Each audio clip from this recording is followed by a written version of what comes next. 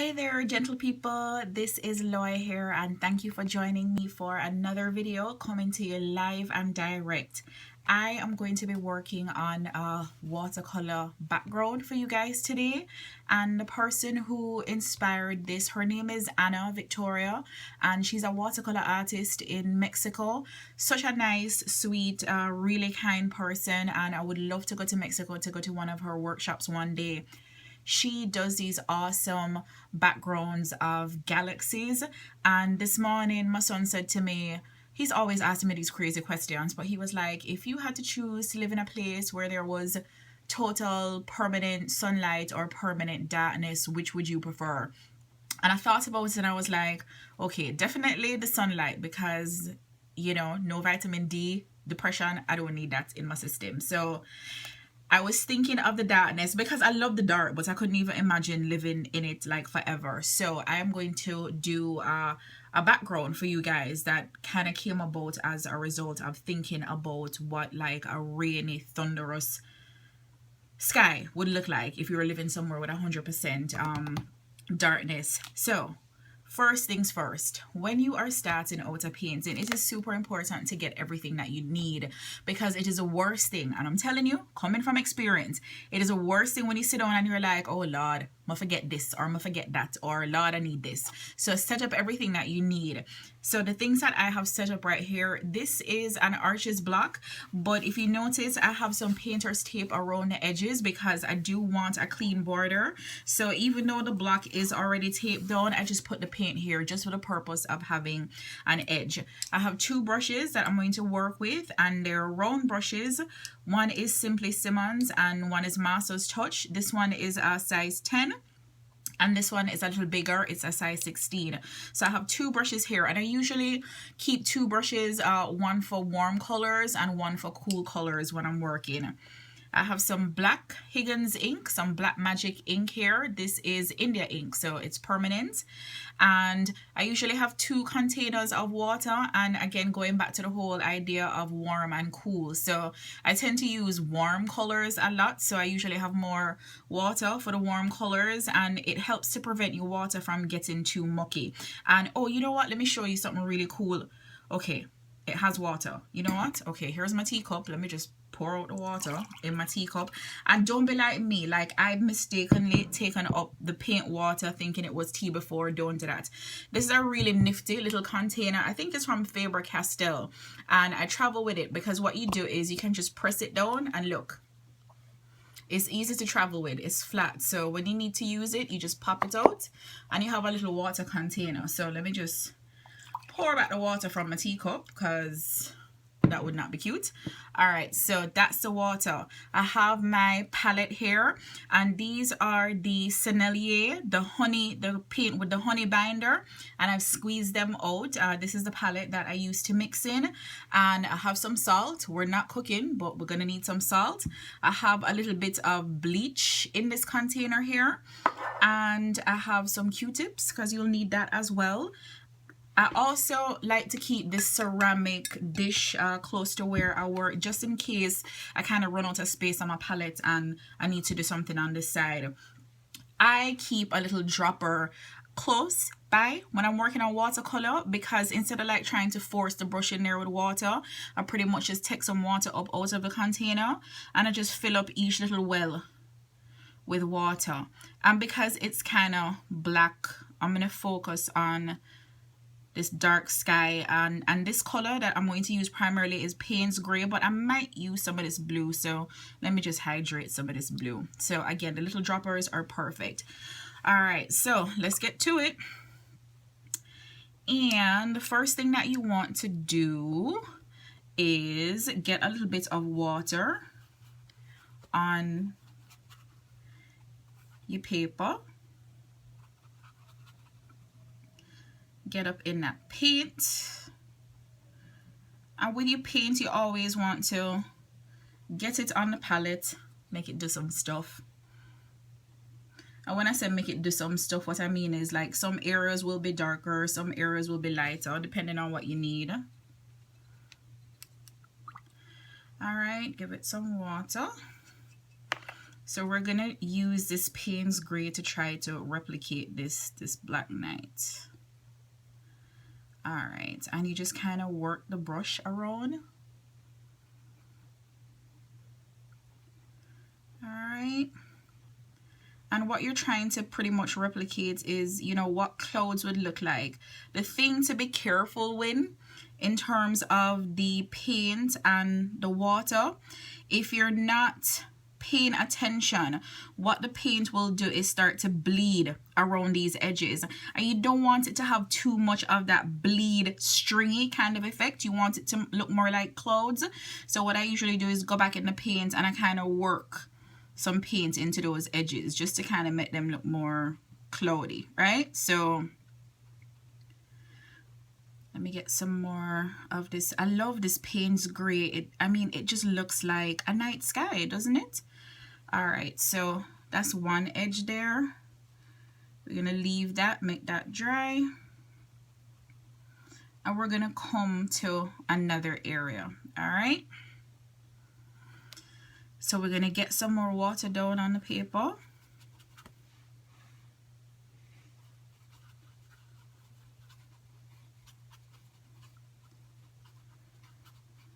And remember, watercolor likes water, so don't be shy, don't be stingy. And we're just gonna move that paint around. And you know, you're not making brush strokes, right? You're just smushing the paint around. It's very fun. It's a very meditative process. And if you want some areas super dark, you can just go back directly into your mixture. Again, make sure you have some water on there. And again, see those edges? I want those edges to look more cloudy. All right, I don't want them to be so sharp. And this is the bleeding, if you can see, that I was talking about around the edges right here. So I just kind of smush, smush, smush, smush to get out some of that bleeding. All right, here's where some salt come in. If you can put some salt on your paint, what the salt does is absorb some of the paint and it gives it like this really cool texture. So don't use too much, just a little bit, and the salt is going to have to dry before you brush it off. All right, so let's go ahead and move to another area. Let me just wet.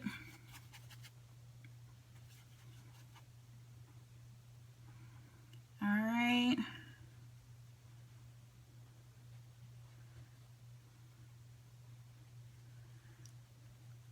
And let me tell you, this is it's so much fun. It really is. When you see what the paint is doing, it's literally like meditating. So remember, the whole objective is, you know, we want to get this sky that looks like kind of like midnight. In the place where my son says, would you like to live if it was permanent darkness? All right, so you want your areas to dry. All right, you can go in with a little dart there. If you want your clouds again to have a little bit more depth to them, definitely go into that darker paint and mix some more in. All right, I'm gonna put a little bit of salt here too. All right, and again, definitely make your salt dry before. Do not try to brush that salt off when it's still wet.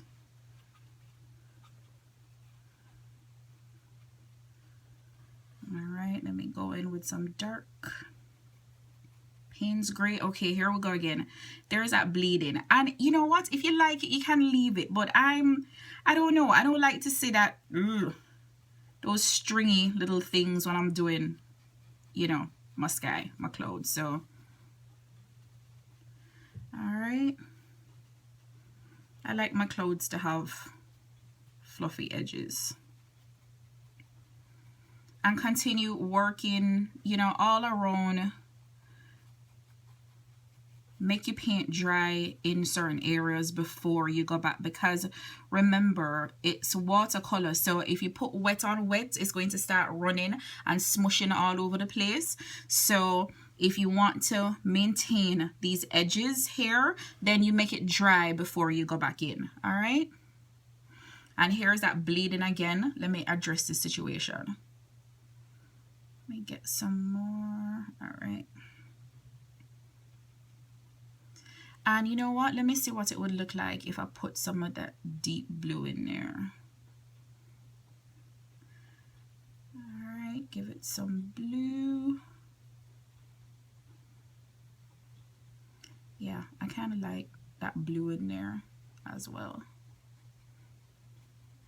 Okay, so I'm kind of breaking my rules a little bit here. They're not like 100% dry, but they're dry enough where I can work with them. All right, let me stop being bad and come down in this corner.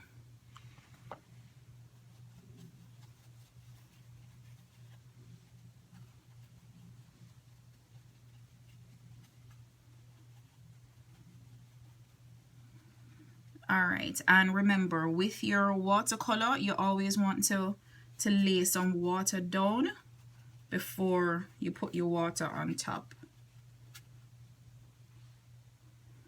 All right, and look at that. Every time I see watercolor touch the paper, the paint and the water, like what it does together, it's always like magic to me. I'm always like, whoa, look at that. Let me tell you, you will never tire of doing this.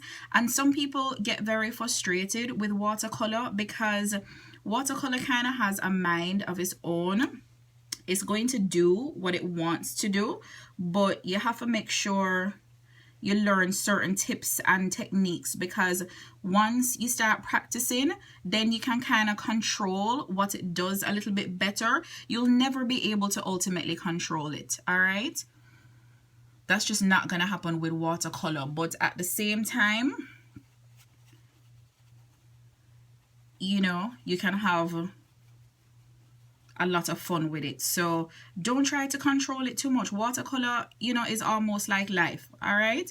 As much as you can plan and scheme that this is what you want to happen with it, it might not necessarily work out. But what you end up with might be a pleasant surprise.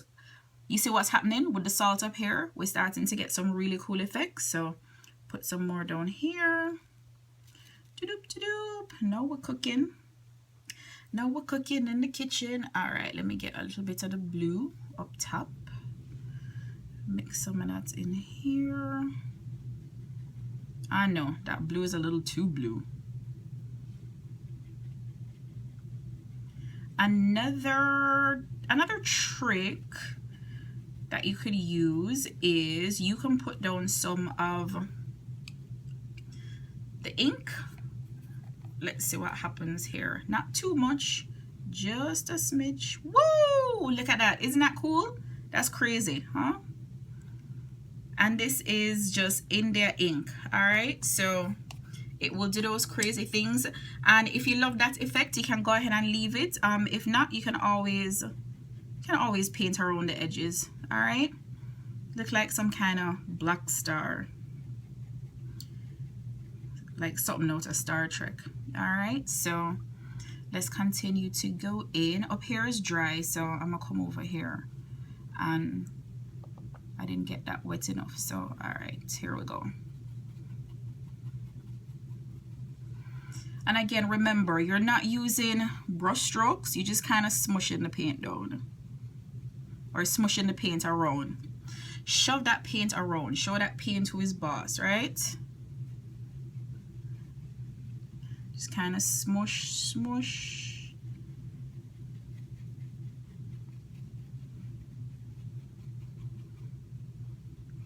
All right, and I don't know, I like the deep, darker colors.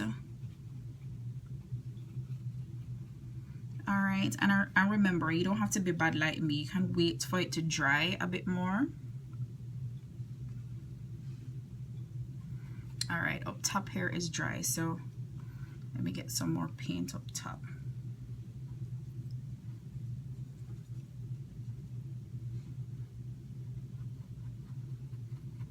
I remember I have that tape there, so it should technically kind of sort of stop at the edge.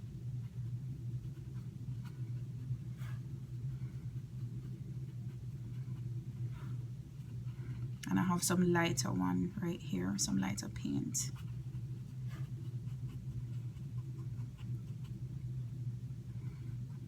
But remember, watercolor is translucent, so you're gonna see some of that translucency here. You can work over top. All right, this brush needs some water.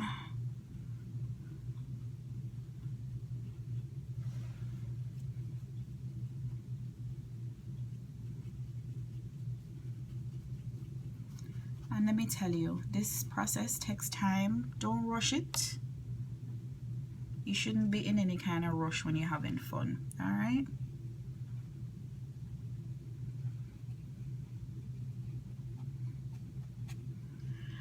And this can be your background for another painting, meaning you can paint something else on top of it, or you can also do some lettering on it, right? You could put a coat in white paint on top. That would look really nice. I haven't decided what I'm gonna do yet. See some of that bleeding around the edges here? Let me sort that out. And double check to make sure you have your little white spaces filled in.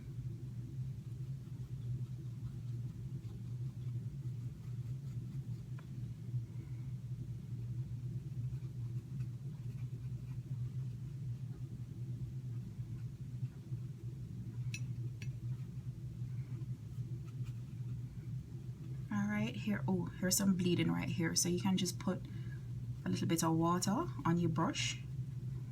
Again, if you like that effect, don't worry, you can, you know, totally work with it. But again, I prefer rounded edges to that little bleedy texture. Let me go up here, get some down here.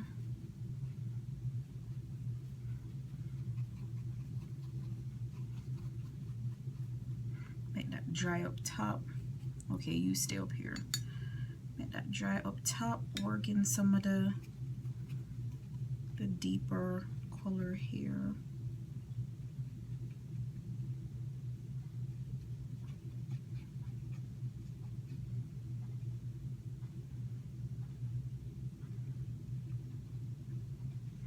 And once you're done, you know, definitely leave it to dry.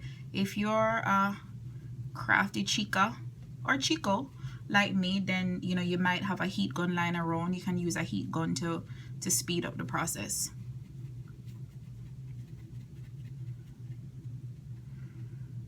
All right, so give it time to dry. All right, but before you get to that point, I'm going to show you what to do with the bleach. Don't mind that pink here. You can put a Q-tip in and go into some places, and the bleach will just lighten it up, right? Put that in there like some kind of crazy nebula. All right, whoa, did you see how that shot across there? I don't know what that was, but okay. What is going on? I don't know, but I like it. Look, whoa.